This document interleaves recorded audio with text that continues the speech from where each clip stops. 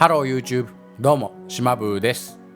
今回は東京丸い MWS シリーズのメンテナンスと0円初速アップカスタムを紹介します。内部カスタムにあたって弾速の計測、法定内初速は絶対条件です。安心安全なエアソフトガンライフを送りましょう。まずはじめに加工前の弾速を測っていきます。マガジンに 134A ガスを満タンに入れます。空の状態から入れるとマガジンは結構冷たくなりますが、ガスは最初から満タンくらいに入っていたので 26.4 度でした。次にマガジンを30度になるまでドライヤーで温めます。ガスブローバックは気温やガス圧によって初速が変化します。取扱説明書にも記載がありますが、温度管理には注意が必要です。マガジン全体が30度になるまで複数回計測します。カット、早送りされていますが、正確な比較をするために時間をかけます。 30.3 度、 30.5 度。続いて弾を込めていきます。弾は 0.2g のバイオ弾です。熱による弾の変形があってはいけないので、温め後に吸弾します。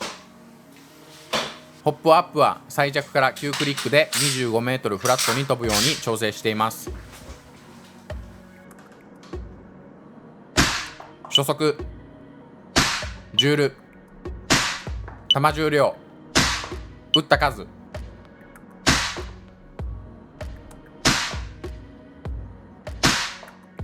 平均初速が 83.51、 最高初速が 84.96 でした。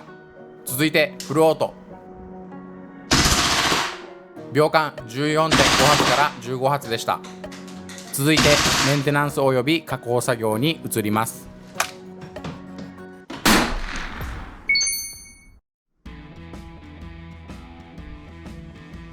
まずはじめにマガジンを抜きます。テイクダウンピンを押し出し、通常分解をしていきます。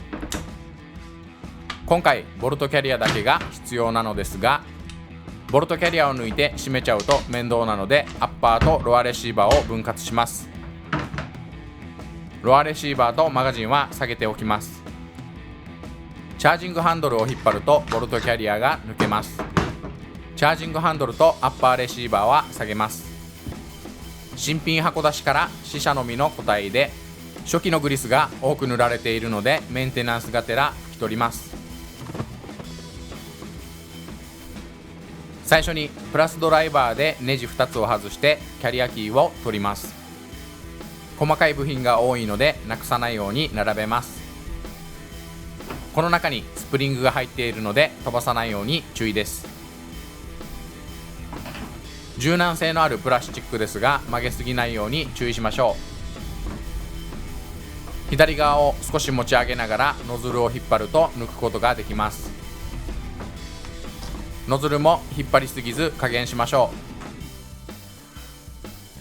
次にノズルの後端を固定しているパーツ、ファイアリングピンストッパーを外します。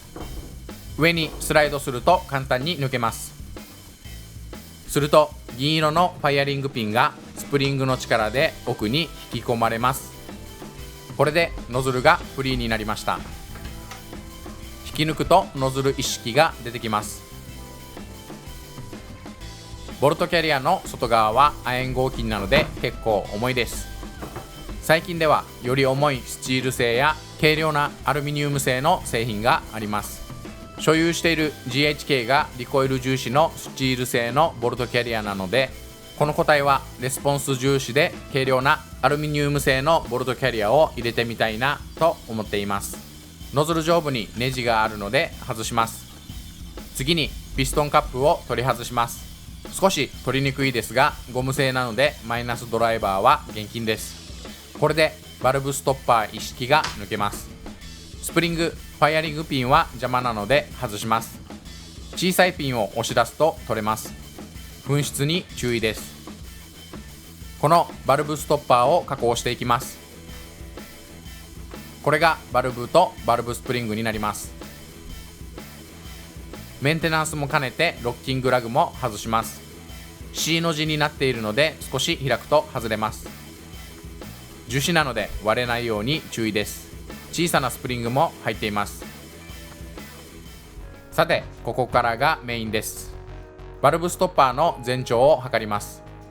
何箇所かノギスを当てて計測します。全長 13.9 ミリでした。余談ですが、今から行う加工と同じ効果を得られるものとしてバルブスプリングの交換があります。スプリングの交換でのメリットは、気軽に交換、気に入らなければ元の状態に戻すことができます。ですが、決められたバネレートなので細かな初速の調整ができません。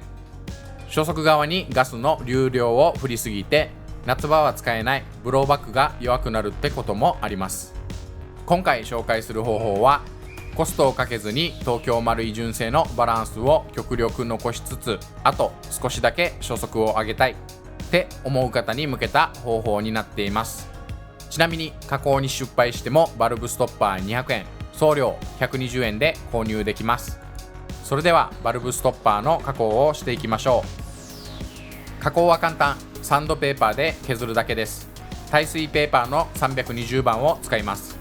削る前 13.9 ミリに対して削る量は 0.03 ミリです。分解の手間もあってもっと削りたいって気持ちになりますが、ここはこらえて 0.03 ミリだけ削ります。均等に面を出すように削ります。途中何度も計測して削りすぎないように注意です。正確に測るために削れカスも除去します。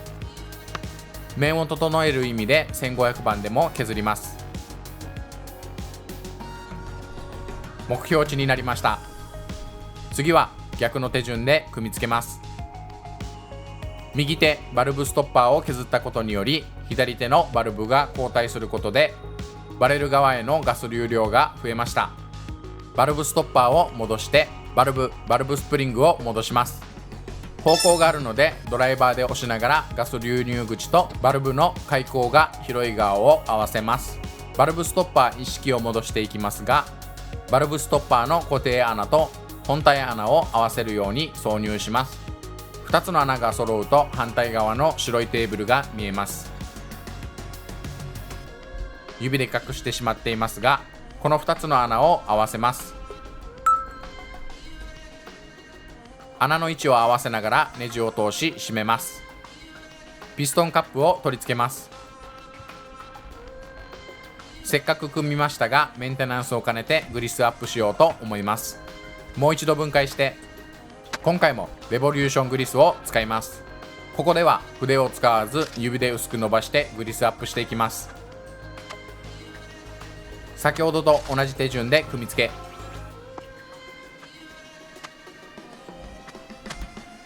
ピストンカップとロッキングラグにも少量つけます。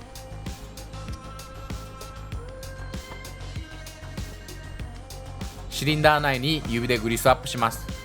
グリスアップすることで気密が高くなり、ブローバックが動作がスムーズになります。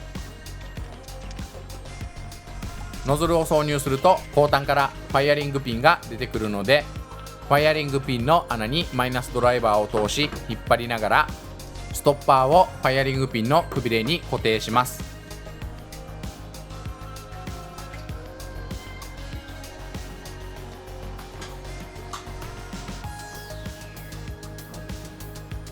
次にノズルを引っ張りながらボルトキャリアキーを差し込みます。ノズルに乗せてスライドする感じです。キャリアキーの後端を少し上げて隙間を作り、スプリングを右肩上がりに入れていきます。ボルト本体の受けにスプリングを入れ、キャリアキーのスプリングガイドピンに斜めに入るように調整します。この方法がキャリアキーのガイドピンを折らずに取り付けてきます。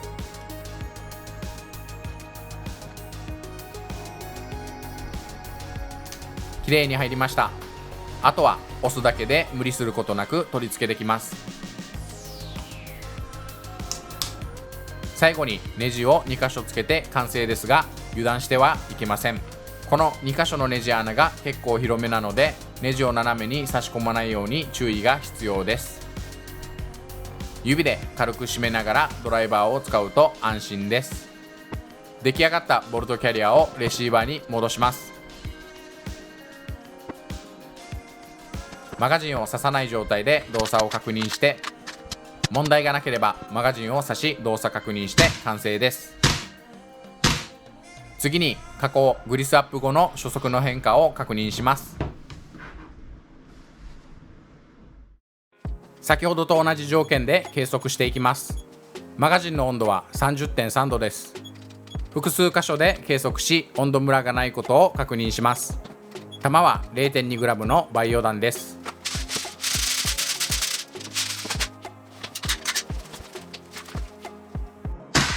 初速、ジュール、弾重量、撃った数、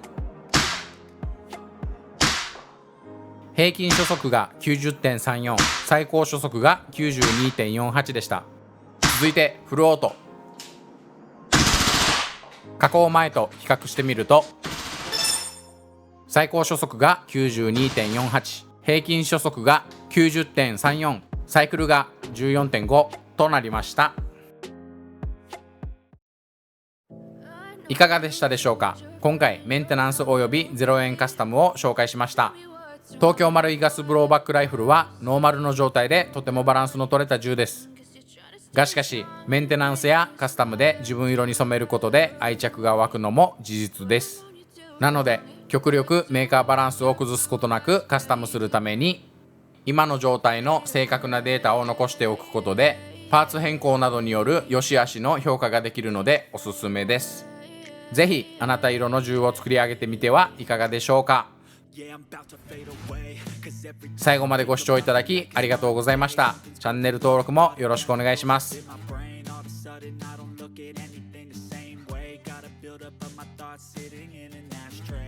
Sorry that I'm so inconvenient, okay. Just let me be me and I'll stay out of your way. I can see the way you look at me.